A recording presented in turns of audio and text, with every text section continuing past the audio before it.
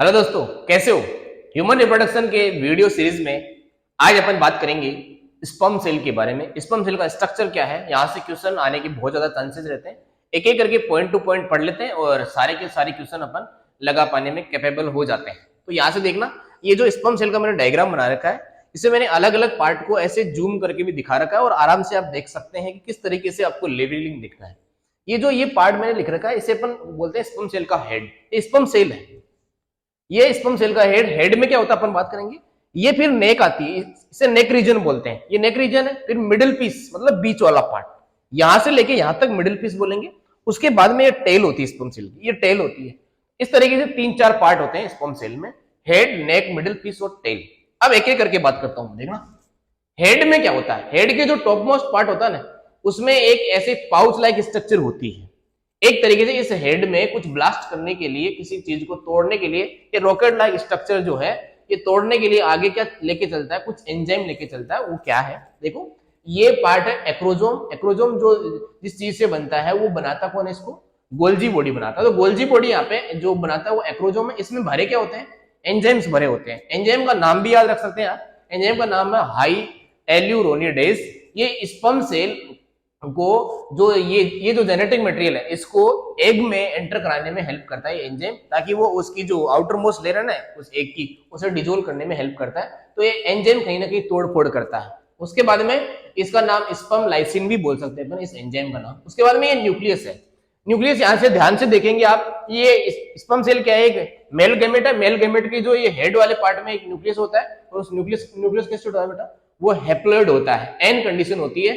इसमें न्यूक्लियोलस नहीं होता है, इसके पास में न्यूक्लियोलस नहीं होता है। इसके बाद में नीचे अब जैसे ही नेक रीजन में आएंगे, ध्यान रखना नेक रीजन में दो सेंट्रियोल मिलते हैं। यहाँ पे मैंने दोनों सेंट्रियोल लिख रखे हैं। जो सेंट्रियोल न्यूक्लियस के पास में है, पी फॉर पास में, P for proximal, P for पास में, P for proximal centriole, D for दूर और डी फॉर डिस्टल सेंट्रियोल। दूर वाला सेंट्रियोल, एक सेंट्रियोल न्यूक्लियस के पास में, पी फॉर पास वाला, डी फॉर दूर वाला डिस्टल सेंट्रियोल।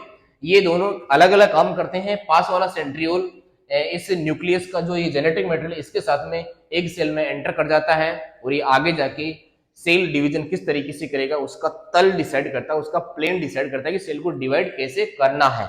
उसके बाद में दूसरा जो सेंट्रियोल है वो क्या करता है, वो एक्सोनिम बनाता है। और एक्सोनिम में जो ये माइक्रोट्यूब्यूल का जो अरेंजमेंट होता है वो 9+2 अरेंजमेंट होता है। यहाँ से आप देख सकते हैं ये जो ये माइक्रोट्यूब्यूल का अरेंजमेंट है, ये इस तरीके से ऐसे इस टेल तक एंड तक आ रखा होता है। इस तरीके से एक्सोनिम फॉर्मेशन करता है डिस्टल सेंट्रियोल, और ये सेल को डिवीजन कैसे करना वो बता देता है पास वाला सेंट्रियोल। दूसरी बात अपन बात करेंगे आगे की, ये है मिडिल पीस। मिडिल पीस वाले रीजन में आपको ये कुछ रेड कलर के ऐसे स्पाइरली अरेंज ऐसे क्या दिख रहे हैं, ये है माइटोकॉन्ड्रिया। इसलिए इस मिडिल पीस को अपन बोलते हैं powerhouse of the sperm cell. ये स्पर्म सेल का पावर हाउस है। यहाँ से स्पर्म सेल के जितने भी पार्ट है उन सबको एनर्जी मिलती है। और कितने होते हैं ये भी याद रखना है, यहाँ से क्वेश्चन आया हुआ है। 20 से 25 माइटोकॉन्ड्रिया का नंबर यहाँ पे होता है, स्पाइरली अरेंज होते हैं। और ये जो एक्सोनिम है और जो ये माइटोकॉन्ड्रिया स्पाइरली अरेंज के बाद में ये एक तरीके का एक स्ट्रक्चर बनाते हैं जिसे अपन निबेनकर्ण शीत बोलते हैं। ये जो स्ट्रक्चर है ना, ये पूरा स्ट्रक्चर इसे अपन निबेनकर्ण शीत बोलते हैं। क्या इतनी बात समझ में इतने? इसके बाद में यहाँ से मेरी बात आगे सुनेंगे और यहाँ से ध्यान देंगे कि ये जो पार्ट है एक्सोनिम वाला पार्ट, यहाँ से जब आगे चलता है तो ये वाला जो यहाँ से लेके और यहाँ तक का जो पार्ट है इसे अपन टेल रीजन बोलते हैं। टेल स्पर्म सेल में क्यों होती है, ताकि उसमें एक पर्टिकुलर डायरेक्शन में मोमेंटम मिलता रहे, मतलब ये मोबिलिटी यहाँ पे प्रोवाइड कराता है ये एक्सोनिम। तो यहाँ पे जो टेल वाला पार्ट है ये मोबिलिटी में हेल्प करता है। उसके बाद में इसके चारों ओर जो मैंने रेड कलर से डॉटेड लाइट स्ट्रक्चर दिखा रखी है, ये स्पर्म सेल का साइटोप्लाज्म है। तो साइटोप्लाज्म यहाँ तक भरा हुआ है। उसके बाद में यहाँ पे साइटोप्लाज्म नहीं भरा हुआ, जो टेल का लास्ट वाला पार्ट है उसे अपन एंड पीस ऑफ टेल बोल सकते हैं, मतलब स्पर्म सेल का ये एंड पीस है। यहाँ पे साइटोप्लाज्म नहीं होता, यहाँ पे सिर्फ और सिर्फ क्या होता है, एक्सोनिम वाला पार्ट होता है, जो थ्रेड लाइक स्ट्रक्चर है ये। और इसके बाद में ये, अब यहाँ पे और बातें कर लेते हैं यहाँ पे कि स्पर्म सेल जो है वो बनने में कितना टाइम लगता है। स्पर्म सेल फॉर्मेशन में 74 डेज लगते हैं। इसका मतलब आज अगर स्पर्मेटोगोनिया सेल डिवीजन स्टार्ट करती है तो 74 डेज के बाद में वो स्पर्म सेल पूरी तरीके से सेल डिवीजन से मैच्योर होकर बाहर निकलता है। क्या समझ में आई बात? उसके बाद में बोलते हैं कि स्पर्म सेल कितनी देर तक फर्टिलाइजेशन रखने की कैपेसिटी रखता है।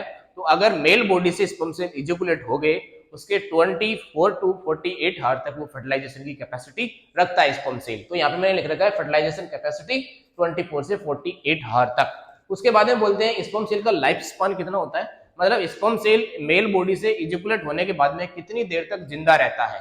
तो वो जिंदा रहता है 72 हार्स तक।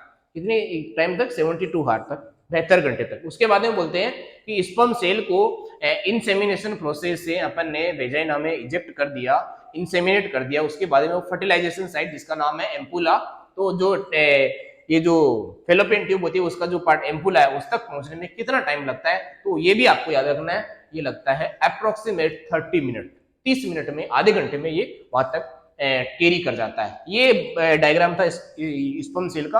आपको समझ में है? कोई भी अगर डाउट है तो आप कमेंट सेक्शन में जरूर मेरे से पूछेगा। Okay, all the best, thank you.